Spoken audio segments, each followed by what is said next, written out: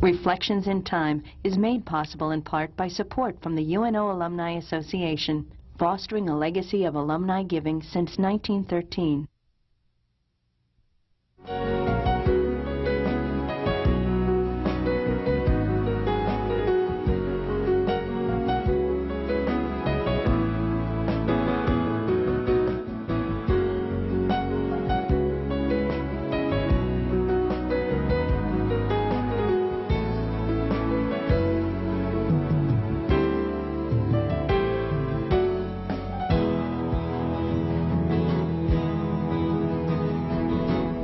The interview series Reflections in Time was begun by the late Professor Paul Borghi more than 20 years ago.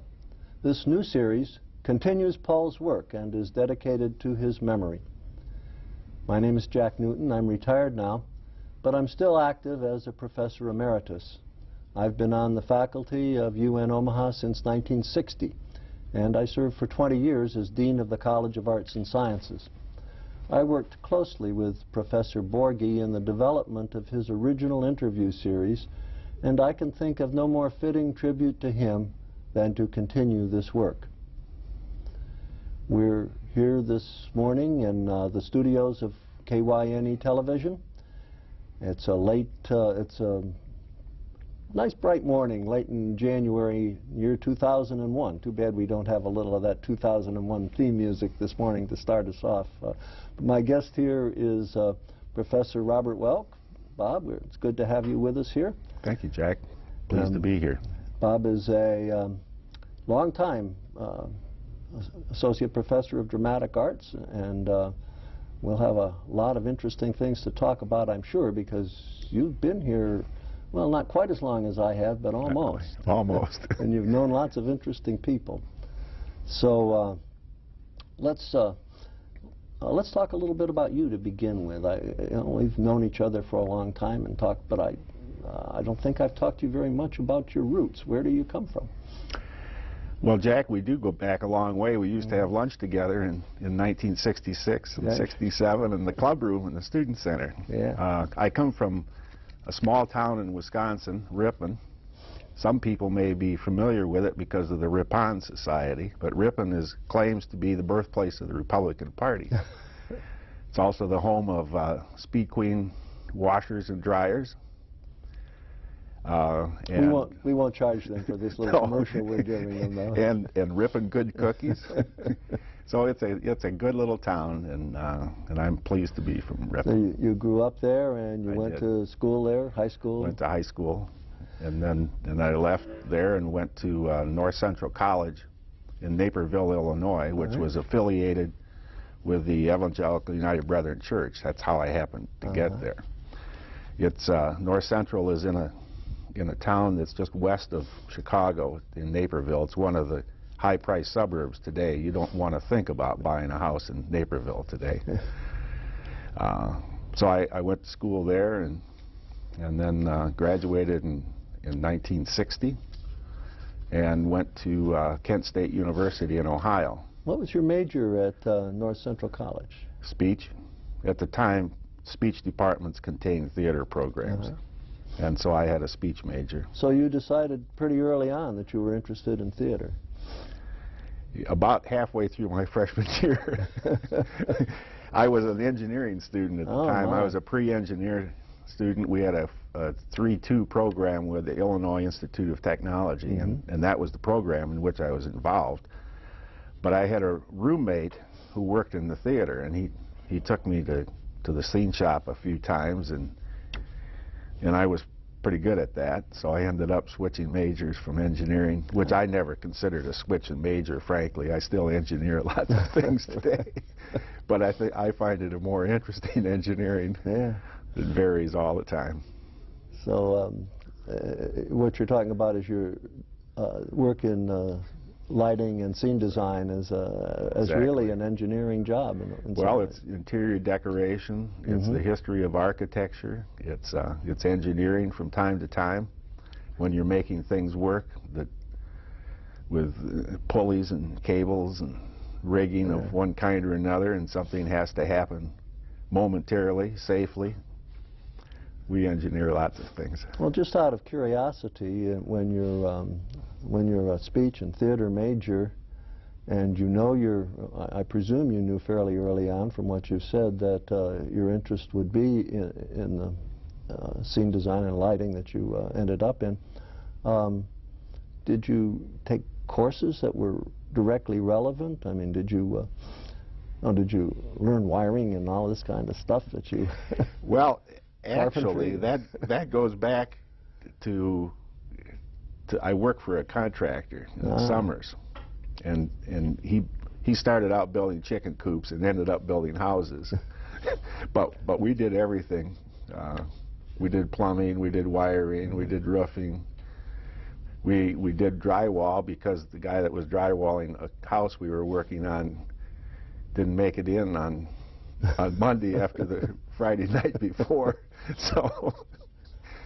So the boss said, "Here, go in that closet and see if you can figure out how to tape joints." And about 2 hours later, he came and said, "How you doing?" I said, "Well, that's the one I just finished." He said, "Come on out. You can work in the living room now." So you came out of the closet. We learned how to do a lot of things on that job, including electricity and wiring. I mean, no, we don't take courses in wiring and electricity. We talk about it in our lighting class. You didn't continue your engineering education then? No, not really. But we have lighting courses and scene design courses, and we learn how to build things in stagecraft, and we learn how to sew in stage costume. So I'm a pretty good seamstress too. Then you went on to Kent State. Right, Kent State in Kent, Ohio. How did you pick Kent State? Well, at North Central, we had a one-man department. I mean, one faculty member ran the theater program, and he had studied at Kent State, and so there was clearly, as happens in education all the time, mentors in one program send students to their graduate schools, and so there was a gentleman who was a senior when I was a freshman. He went on to Kent State for his graduate degree, and he was teaching there. And then the gentleman that ran the program also had been at Kent State. So they both encouraged me to go to Kent, so I did. It was a good program. I learned a lot. Eventually even taught there for a year. Yeah, that was back in the early 60s, right? 62, 63 was the academic year. So when you finished your master's degree in 1960, then you stayed on at Kent State? I stayed for a year because Lou Erdman, my mentor there, was working on his doctorate at Ohio State, and so they hired me to teach for 1 year to replace him. It was a new theater building. We had a new light board. It was the first one of its kind installed in the country. It was built by Kliegel Brothers. It was an electronic lighting control console, and it was because it was new, it was almost a prototype, and so you had to really understand it to keep it running, because there were diodes and so forth in the control systems that went out all the time. Is that still a vacuum tube system back? No, that wasn't. That was the first solid state lighting control board, first one in the country, built by Kliegel, and so we had to work hard at keeping it going. And so they didn't want to bring somebody in that was not somewhat familiar with it for 1 year.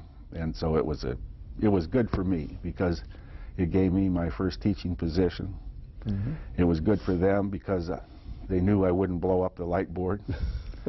and I had some talent and kept it going. So you were there for a year? For a year. And then what? Well, then we moved to Iowa City, to the University of Iowa, where I worked on my doctorate in the... And how did you pick that? Well, the University of Iowa has a long tradition of support for the arts, and the theater program at Iowa was run by a gentleman by the name of E.C. Mabel, who in fact built a theater program in a building, more importantly, in the Depression, and the theater opened in 1938.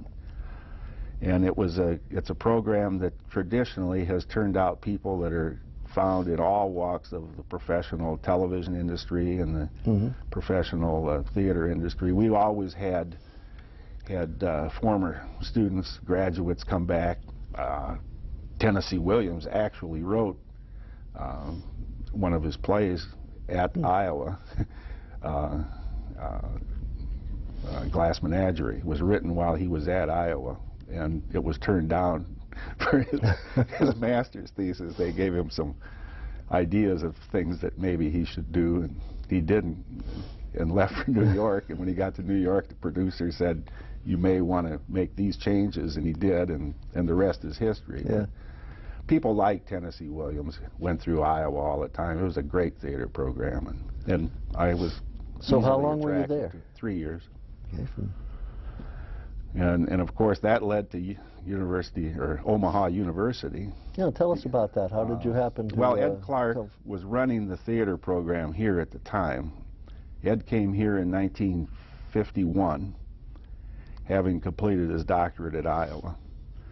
And when it was time to hire a scene designer for the program here, he called Iowa City and talked to the boss, that was Arnie Gillette. And, yeah, I've got a fellow that you might be able to use. I'll send him out and you can talk to him. So I came here and was interviewed and eventually offered a position. That was in 66. Yeah, 66. When you hadn't finished a doctorate. Not quite. I didn't finish my dissertation before I came. And still haven't, by the way. Things got pretty busy here as well. Yeah, I know. I know lots of people who've had that same experience. So as dean, I ran into a lot of them. I'm sure you did. It's very difficult, actually. It is once you're in full-time employment. Right. Yeah. I worked on it a lot those first 10 years or so. I would go to New York and do research and try to work on it, but it seemed like I was always on a committee or designing something. Or. So you came here when Ed Clark was head of the department. Right. He was an interesting person. He was very interesting. You must have had many experiences. I have experiences. Any you can talk about? Well, one that just popped into my mind when after my interview, when we were headed to the airport to return to Iowa City.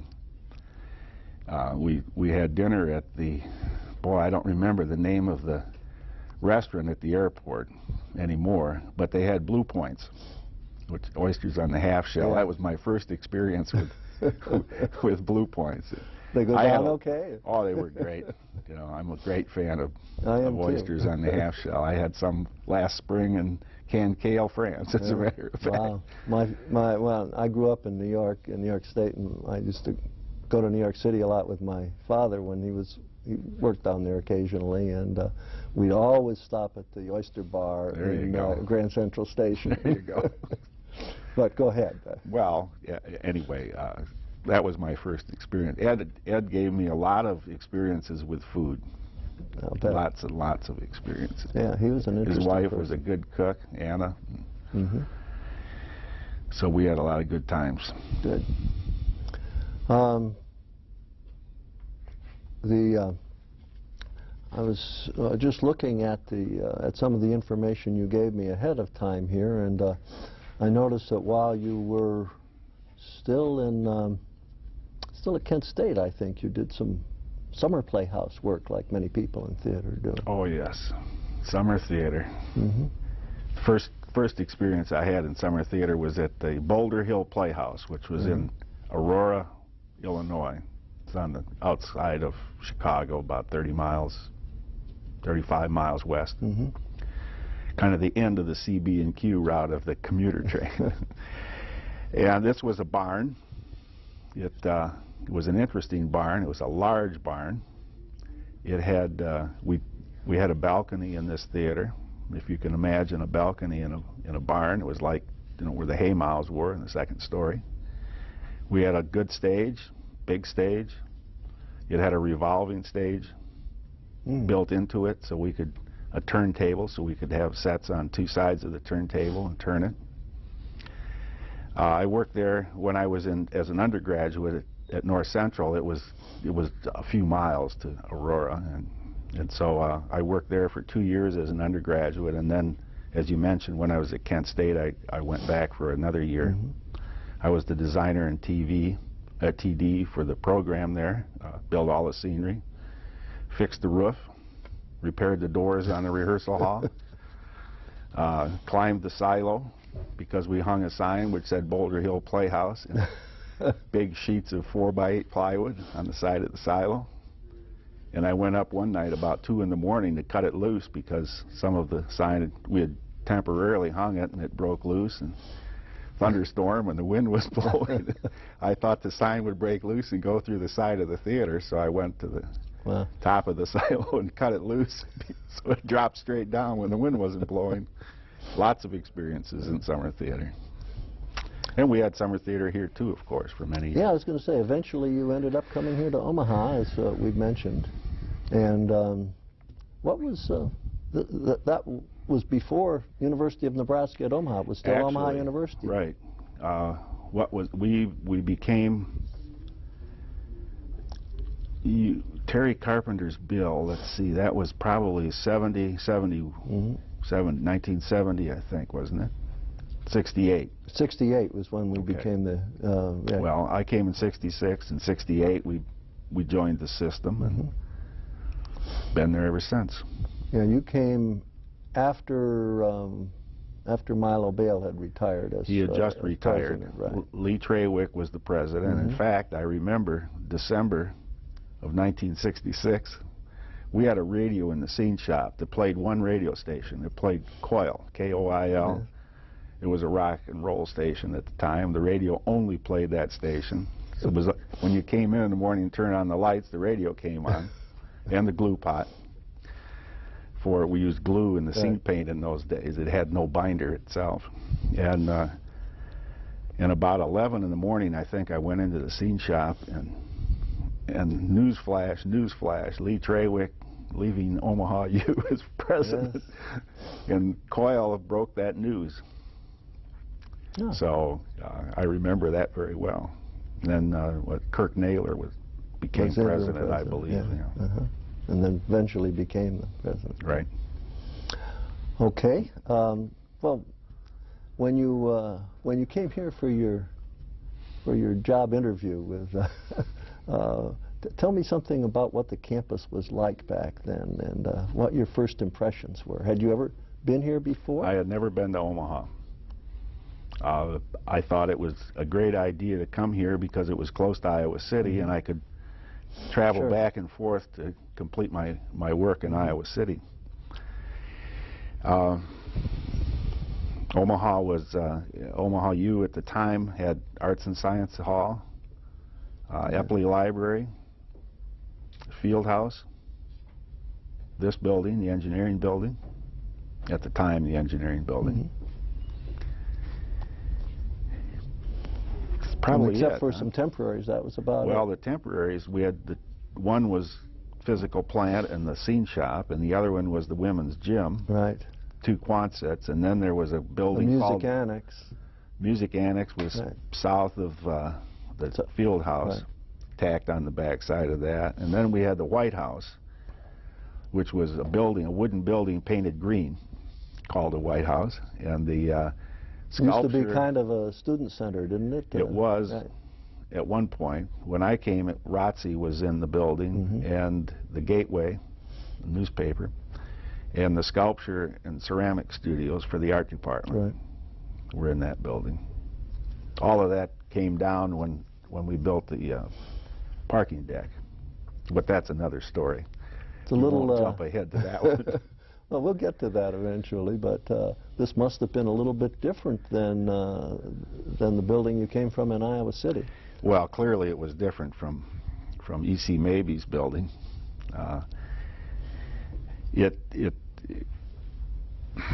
It was not an architectural wonder. It was not something that would bring you because of what it was. Actually, I came here because it was close to Iowa City, and because it was a job, and because there was promise in the speech department that things could happen in terms of growth in theater. And you see promise.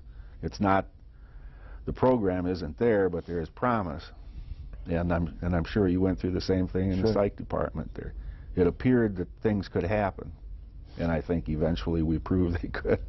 Well, I remember the theater very well back in those days. It was in what was then called the Administration Building, now Arts and Sciences Hall. Correct. And when I first came here, that was like many of the high school auditoriums. It had a basketball floor and folding chairs, and you put the folding chairs up for theater productions, and you took them down when you played basketball. And well, that was the gym in 1938 when Omaha U moved to this campus. Right. Yeah, when I came, it had been remodeled, I believe, in '61, and so the floor sloped from front to back. It sloped a foot so that people could more easily see. It had fixed theater chairs. The balconies were interesting. I guess they caught my eye right away because they ran down the sides of the theater rather than being at the rear of the theater facing the stage, because they had been seating when it was a gymnasium for basketball, and that never changed. Yeah. They always remained on the side. Yeah, interestingly, now that's all been remodeled, of course, and they've put a second floor in so that they have different use of the stage.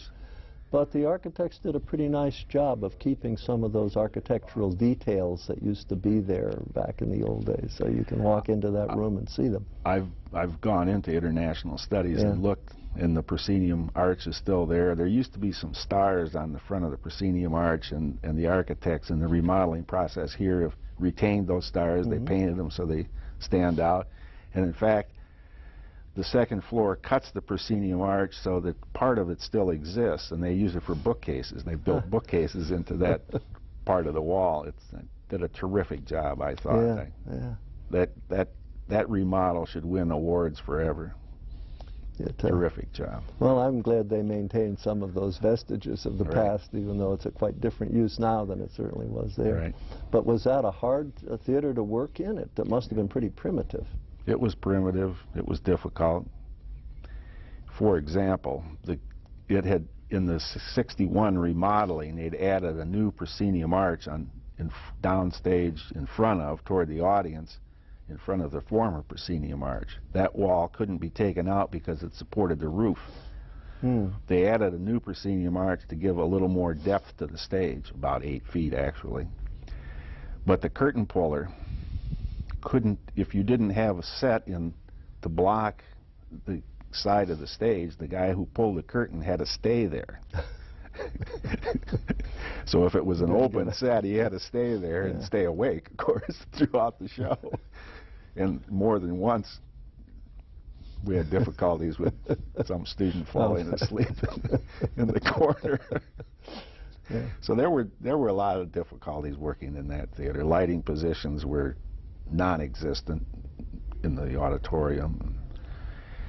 So we spent a lot of time cutting holes in things and going into the attic and dropping cables to hold light pipes. And we did a lot of things to make it function better over the years, sometimes to the pleasure of physical plant operations, and sometimes they weren't none too happy with us.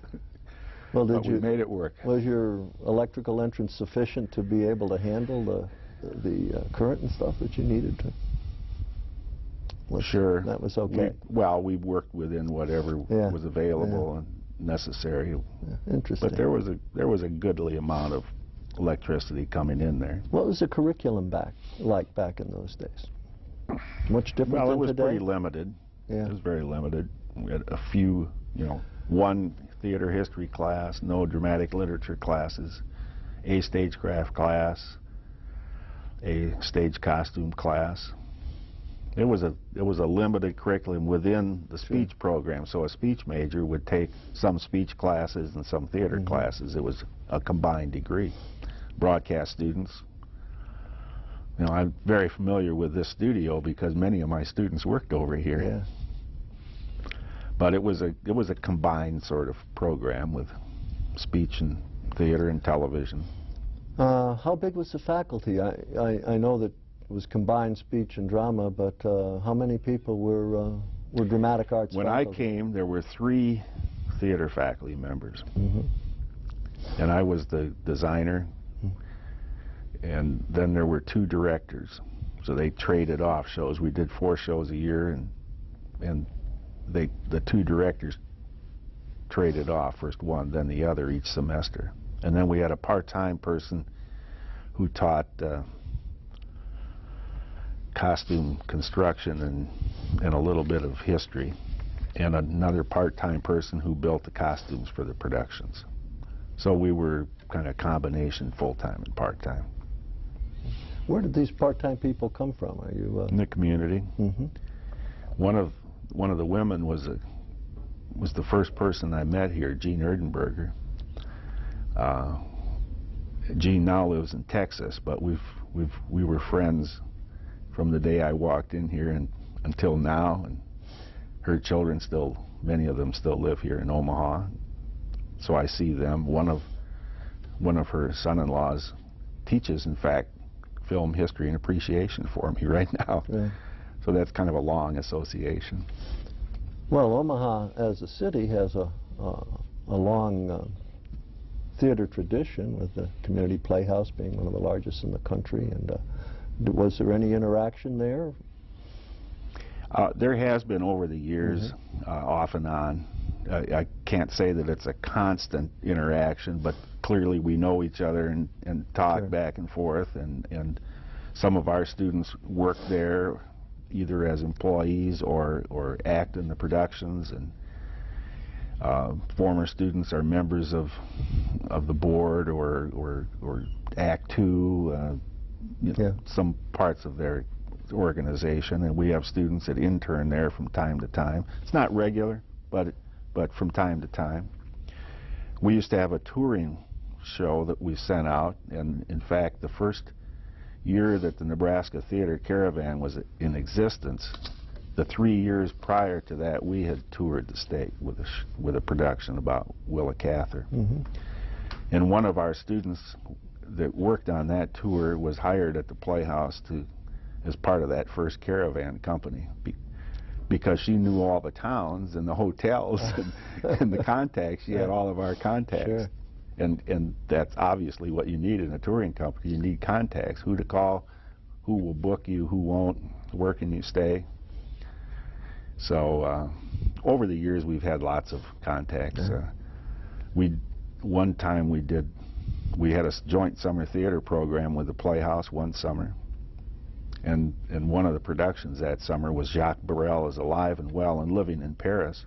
It's one of my favorite musical pieces. And we did it in the old studio theater at the Playhouse, which was down in the basement. And that fall, Charles Jones came to be the managing director, artistic director of the Playhouse, and in fact he restaged that play upstairs in the main theater as his first production here. So we've had lots of contact over the years. One thing I forgot to mention when we started out, I introduced you as an associate professor of dramatic arts, but I didn't mention that you are also chair of the Department of Dramatic Arts right now, and you must be a terrible glutton for punishment, because I notice this is your third term. This is my third term. Chair of the department. I sometimes wonder about that, Jack. That of course means I've been let go twice. This time I'm going to quit. You're going to retire shortly. I'm retiring in May, May 11th, and at the conclusion of my third term as chair, this being an 8-year term. Right. Well, so I think. What are some of the challenges of a chair of a dramatic arts department? Well, they're all challenges, certainly. Production program, maintaining a production program, maintaining faculty that can teach the courses that we need. There are lots of challenges in putting productions together, because you have artistic people that want to do one thing, and there always are more than one artistic person working on a production. And sometimes they agree very, very closely, and sometimes they don't. They don't? No. But I'm used to that. My wife is an artist, and we do silk screen prints together, so So I'm used to working with artists in there. Yeah, we should give Judy a plug here, as long as we've done it for other people. Your wife, Judy Welk, is a very well-known artist in the city of Omaha. Right. I've got several of her prints and one oil painting. You have a beautiful house. It's populated with Judith Welk prints. Well, needless to say, she's my wife's favorite. Well, Anne's a wonderful woman. Thank you. Well, Judy does oil paints. Well, she started with acrylics. Mm-hmm. Recently, she's changed to oil. But together we do these silkscreen prints, and probably most people that are aware of her work know about it from the Assistants League calendars. She does the cover for that calendar each year, and then we do a print of that cover, a picture, which the Assistants League sells. And we of course have done a number of prints on our own, but those probably were the introduction to the community. And they make a nice a nice historical picture of Omaha, because they're pictures of they're drawings of many places that anybody who's lived in Omaha for a while knows about. It's sort of like this show that we're doing right now, that is kind of a historical record of the university.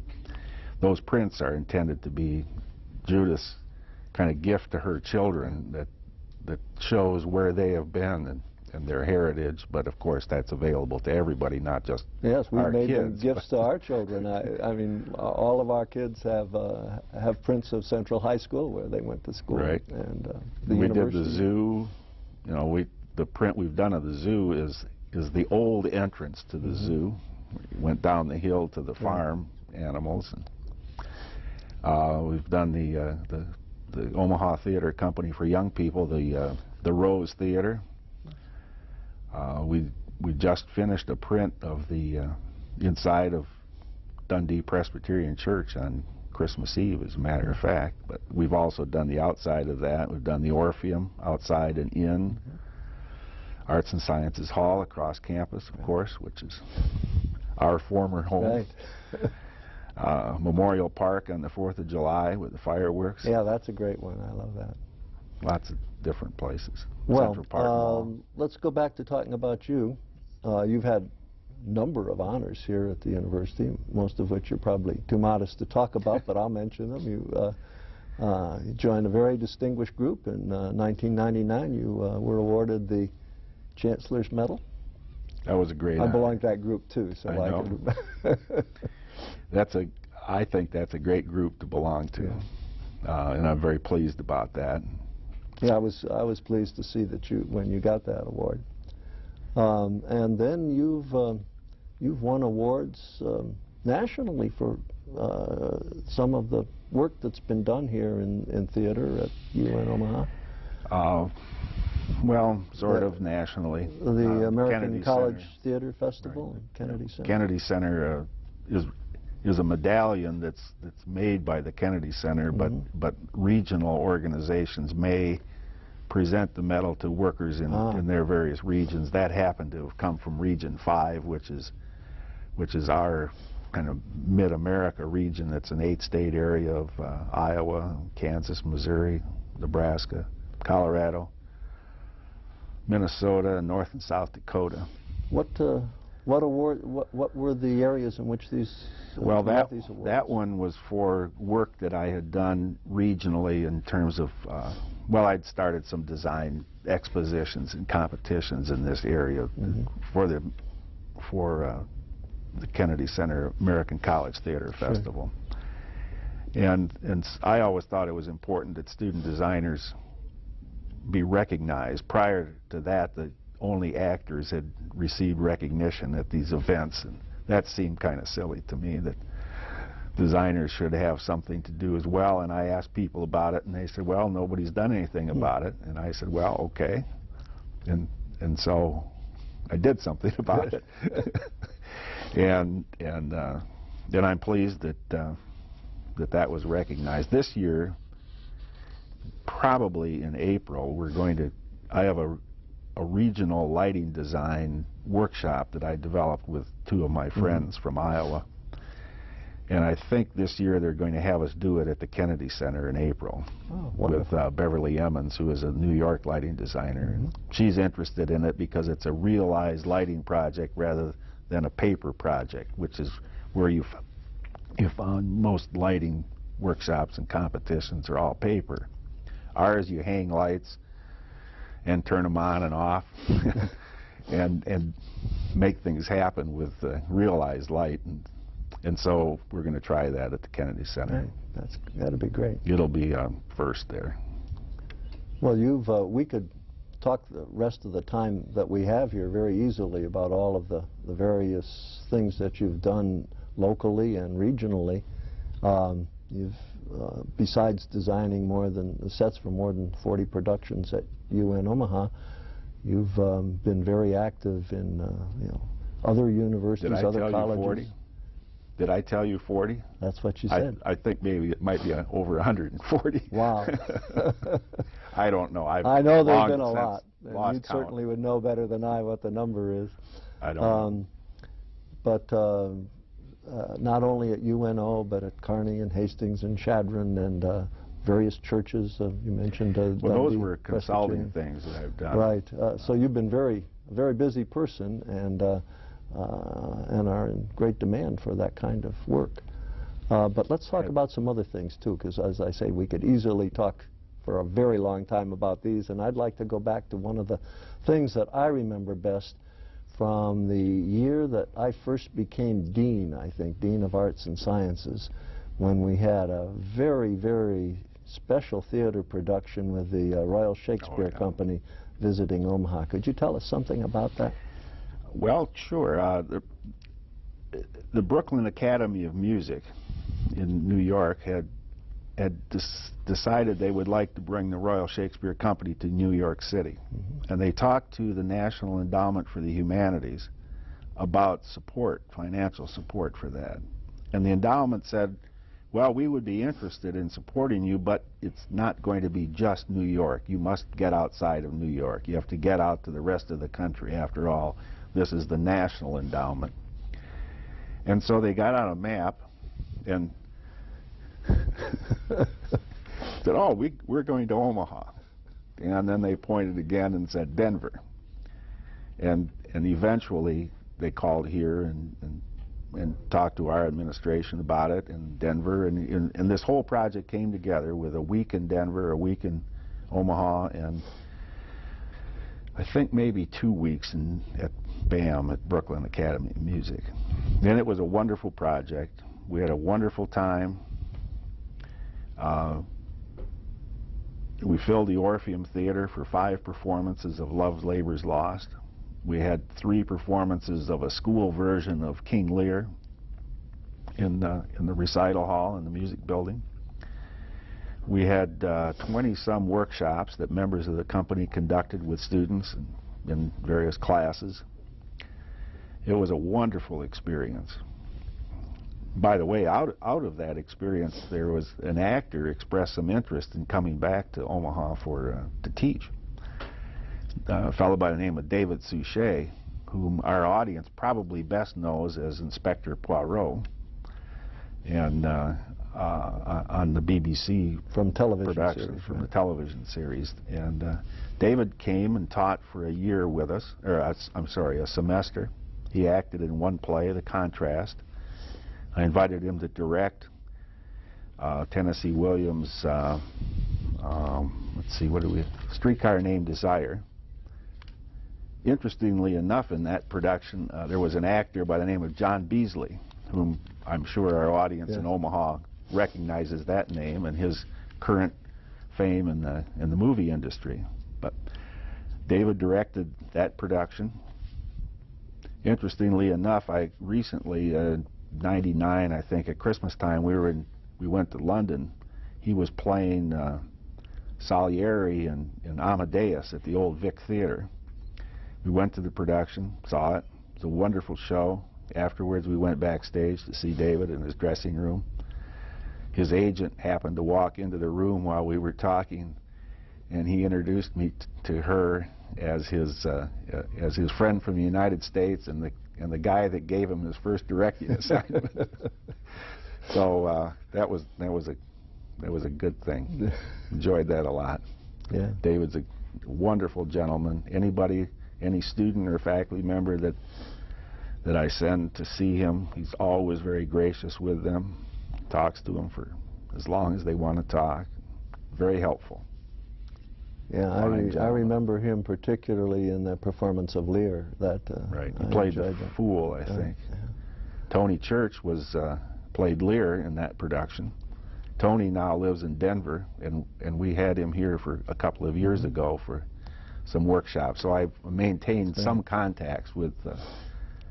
That was really a great company. thing for you in Omaha. It was very important in the growth of University of Nebraska at Omaha and the theater program. Well, you've done other things with celebrities too. I remember not too long ago. Well, I guess it was a long time now, but as the years go by, they seem shorter. Yes. But didn't you do something with set design for the town meeting we had here with Vice President Gore? Oh, yes. March 10th of 1993, I believe. You remember the date very well. Well, I have a T-shirt. It's one of the Secret Service agents who was about 5'6". His name was John Large. John was in charge of passing out T-shirts to people that had worked on that. Al Gore had the duty of coming to Omaha to play hardball with Bob Kerrey on the budget bill, I think was what happened there. And he was going to Texas, and he was passing through Omaha, and I think Bill Clinton and Al decided it would be a good idea to stop here. And so how'd you get involved? Well, funny you should ask. Well, Judy and I were doing a silkscreen print in our basement that day. The phone rang, and I was pulling ink across the screen, and at that point I don't talk on the phone. We just tell whomever's on the phone, give me your number, I'll call you back later, because the ink will get hard. So the phone rang, Judy answered, I'll take your number. He can't come to the phone right now, it'll be a little while, an hour or so, and he'll call you back. And I kept printing. And 10 or 15 minutes she hadn't said anything about the call. I thought, well, I wonder who that was. Who was on the phone? I don't know, some guy from the White House. Actually, he was a front man, advance man for Al Gore, and they were here in town looking for a site for a town meeting, and they knew of our theater, so they called to see if they could use it. And I thought, well, this is something in the distant future, and we chatted for a while. I finally said, now just when is this town meeting? He said, next Wednesday.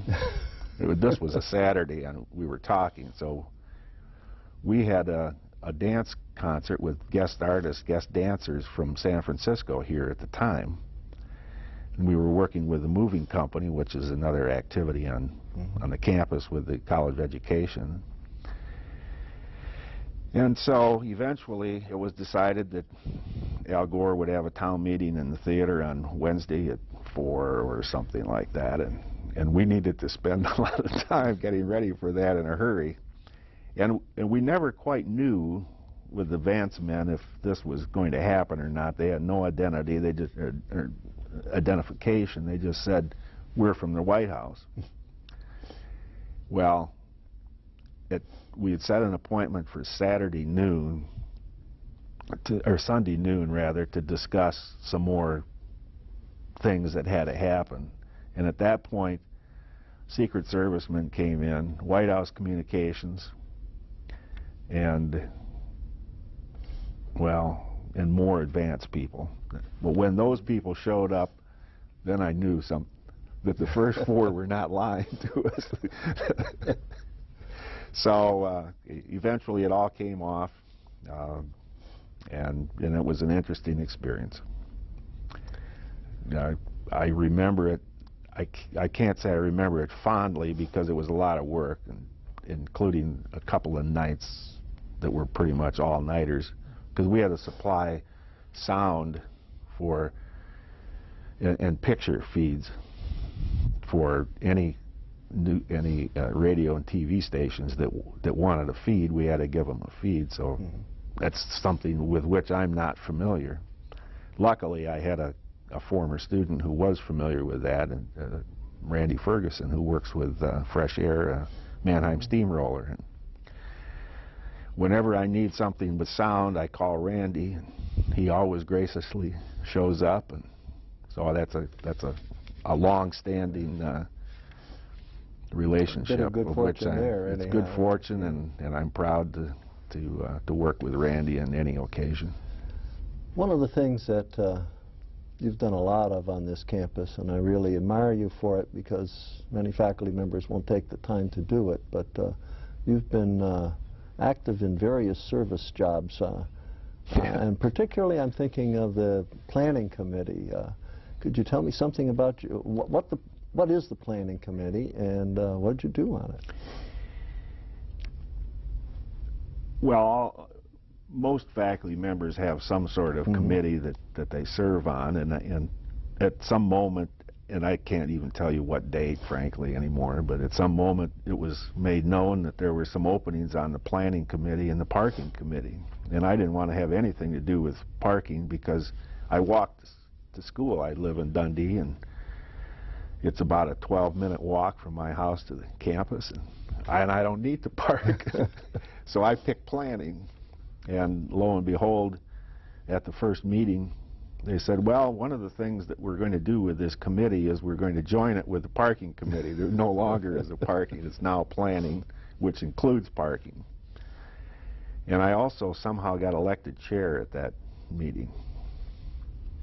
And that began a long history of being attached to the planning committee and working with various campus officers in terms of construction. And we haven't put a date on it because we can't remember it. But it was certainly at a period when there was a lot of construction going on. It was during a period of a lot of that's one of the things that I'm pleased about, was being involved with the growth of this university in terms of all of the many buildings, business administration, the education building, the performing arts building, the library, numerous, and finally Weber Fine Arts, of course, which is where I live these days. But those early years, I guess maybe one of the most interesting times we had was when we were going to build the business administration building. And as you know, there was a lot of controversy about that building in the city because it was sited somewhat in front of or between the old administration building and Dodge Street. And in those days there was a plantation front with tree-lined sidewalks from Dodge Street up to the pillared front of Arts and Sciences Hall, or admin in those days. There was a lot of controversy about that. So President Roskins, who Chancellor, he was Chancellor at the time here, formed an ad hoc committee to restudy the siting of the business administration building. And he selected me from the planning committee, young Turk planning committee chair, to chair the ad hoc committee. And he put on that committee some townspeople, Bob Spire, for one, who became the Attorney General of Nebraska. And Bob was president of the Board of Regents back in Omaha University days. Yeah. He had been a president, sure. And so he had a long history with Omaha U and now UNO, and an architect by the name of Leo Daly. And these two gentlemen were on that committee, and I had a great deal of respect for what they brought to the committee and their insights, and Bob Spire always sat at my right hand at the committee meetings, which now that you think back on it is sort of interesting, but what a wonderful gentleman. What a gentleman he was. And he has been interviewed in this series, incidentally, right, many years ago, of course. But he would always say, Mr. Chairman, I have an observation I'd like to make, if I might. Wonderful. But it's a very good memory for me. What other committee assignments have you had over the years that you remember particularly well? The research committee. I guess the research committee would be one that I would highlight. Not because I was a great researcher, but I was selected to that committee and eventually even chaired it one year because nobody else wanted to. But I enjoyed it a lot because of the number of people that I met while serving on that committee and the discussions I had with them about their projects. I learned so much about what happens in the many departments in the university, and especially what the faculty bring to those departments in terms of their research agendas. And we had a lot to do on that committee with the beginnings of the Bethsaida project, for example. Some research dollars that were controlled by the committee went to that project in its very early initial days. Project where the university has been involved in excavations in Israel, right, right. for the lost city of Bethsaida. Right. Yeah. And I expect someday that's going to be a very significant project, and so I'm just happy that I happened to be sitting on the research committee at the time that was happening and was involved in getting some of that money to the project. But the people you meet there and the wide variety of research ideas that they have is just, I have very fond memories of that period. What, in the few minutes we have left here, there are just so many things we could talk about, but is there anything in particular that you would like to address before we go on to other things? I have two things that I think I'd like to just mention because I, again, find them fun or interesting. Yes. There was a woman by the name of Carol McCord that we hired some years ago as a guest artist to direct a play for us. She was an African-American woman that we found in Chicago. In fact, one of my faculty, Doug Patterson, found her there and suggested we hire her. We did. She came and she directed a play.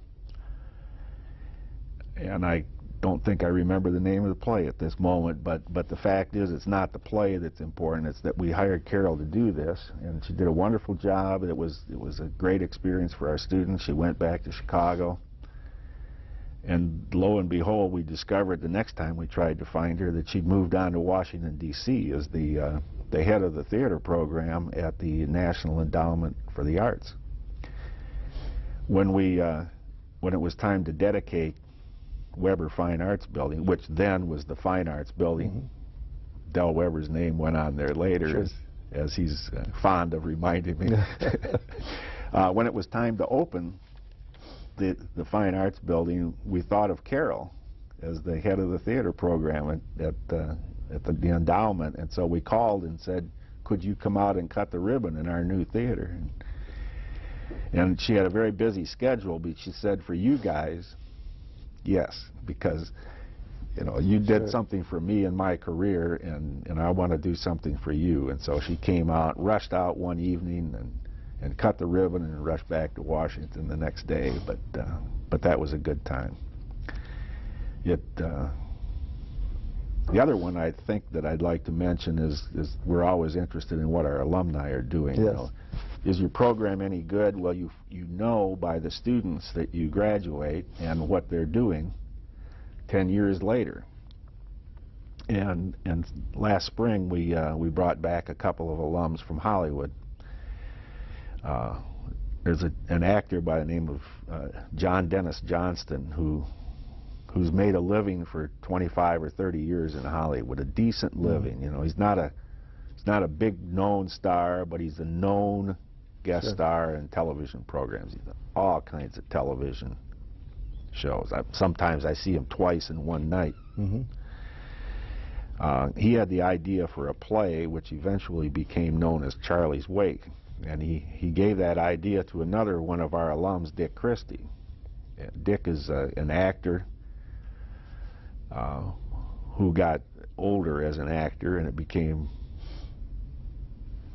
it's important if you want to work that you have to do something besides be a young, good-looking guy, because you're not young and good-looking forever, as Dick is fond of saying. And so he became a writer, and he wrote the screenplay for something called Charlie's Wake, which was based on John's idea. Well, they decided they'd like to turn that into a stage play. And so last January, we had John here playing Charlie and Dick here directing Charlie's Wake, which was performed in February and March. And that was fun to have those guys back and do that. The other thing probably I should mention is a departmental thing is that the time when we did All in the Timing at the Kennedy Center in Washington 3 years ago. It was a wonderful time for us. UNO looked great. We brought senators and their staff. Normally the Kennedy Center gives a school 4 tickets for each performance while you're there for congressional people from the delegations dealing with your state. We had 24 each night. Wow. Kennedy Center couldn't believe it. They'd never seen that many people from the... We had both senators, Senator Kerry and Senator Hagel. They said, you know, you really have a lot of support in your state. I said, no, it's just Nebraska. That's how we do things. You know, the people in this state are just wonderfully supportive of things that happen, of positive things, and so that was a great thing for the department, and we represented the university well, I think, and so I was really pleased about our successes with that as well. We have a number of students each year that are judged to go to the center for design workshops and for acting. We have one student who won the national audition a couple of years ago, and his picture was on the brochure the next year. So the university has gotten lots of good publicity from that, and I think it's reflective of the quality of our program, and it's that I'm most pleased about. Well, we have very little time left. I was going to suggest that maybe we could talk about some of the interesting people that you've met here, both faculty and students, and you've done a lot of that already. So I guess we really, even though we don't have much time left to finish, we've already accomplished most of what I wanted to accomplish with your reminiscences about people, particularly students. I think that's great that you have so many students who have gone on from here to distinguished careers of their own. Well, and that's very pleasing to us. Yes. That I think it shows that UNO is a terrific institution. There are lots of good faculty here. This is a place where people are given opportunities. If you work, if you try, you get an opportunity. And well, I want to thank you, Bob, for being with us here today. It's been a fun morning. And to our audience, thank you for joining us today in a visit with Bob Welk, longtime faculty member in dramatic arts at UN Omaha. We've been taking a look at some of the university's history as seen through the eyes of the history makers. And our guest today is certainly one of those. This is Jack Newton, inviting you to join us again in the series we call Reflections in Time.